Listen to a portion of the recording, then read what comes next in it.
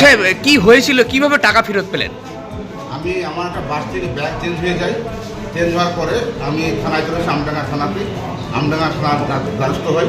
আমডাঙ্গা থানা পুলিশ আমাকে 10 মিনিটের ভিতরে তড়িঘড়ি করে আমাকে সাহায্য করে আমার ব্যাগ এবং টাকা 3,09,000 টাকা আমার হাত থেকে দেয়। কিভাবে যাচ্ছিলেন, কিসে করে? আমি বাসে আসছিলাম, হ্যাঁ, বাসে গিয়ে ব্যাগটা আমার চেঞ্জ হয়ে গেছে। কোথায় হ্যাঁ। যাচ্ছিলেন? যাচ্ছিলাম কলকাতা। আচ্ছা, তারপরে আবার দেখে ব্যাগটা আমার চেঞ্জ হয়ে যায়। মানে হঠাৎ অন্য কেউ? আচ্ছা, যেমন থানায় জানাই, থানা খুব তাড়াতাড়ি এসে আমার ব্যাগটা উদ্ধার করে দিল। যেভাবে হোক আমার হাতে উনি 3,09,000 টাকা আমার তুলে দিয়েছে। কি ব্যাপার, ওনার পরিচয় কিভাবে জানতে পেরেছেন যিনি আর কি ব্যাগ নিয়ে চলে গেছিল? এরা থানা জানে, আমরা থানা যেভাবে হোক উদ্ধার করেছে। আচ্ছা, উদ্ধার করে আমাকে উদ্ধার করে টাকা উদ্ধার করে কোথেকে হলো এটা? বাসের মধ্যে থেকে? আবার চিন্তা থেকে বাসের লোক থেকে। কোন বাস ছিল? বাসের নাম্বার আমি জানি যে কোন বাস? বহরমপুর? না, জাগুলি টু বারাসাত। আচ্ছা, কি উদ্দেশ্যে যাচ্ছিলেন আপনি? আমি ব্যবসা করি। ব্যবসার উদ্দেশ্যে। ব্যাগ? ব্যবসার ক্ষেত্রে টাকা নিয়ে হ্যাঁ। যাচ্ছিলেন কলকাতা, সেই টাকা চেঞ্জ হয়ে যায়। চেঞ্জ হয়েছে, ব্যাগ চেঞ্জ হয়েছে।